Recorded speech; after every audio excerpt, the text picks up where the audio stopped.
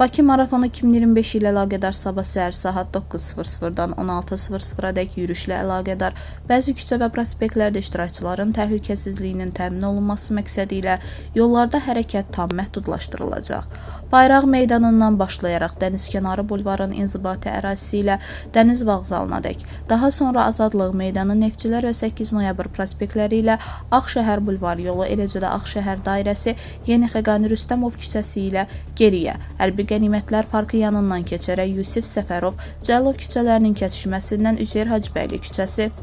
Azadlıq prospekti, Əliyeva, Rəsul Rza küçələri, Neftçilər prospekti, Azneft dairəsi, Bayıl qəsəbəsi istiqamətinə Bibi Heybət yolu ilə Su İdman Sarayı ətrafından bulvar ərazisi ilə Bakı Kristal zalı yanından Bayraq meydanına finiş nəzərdə tutulub.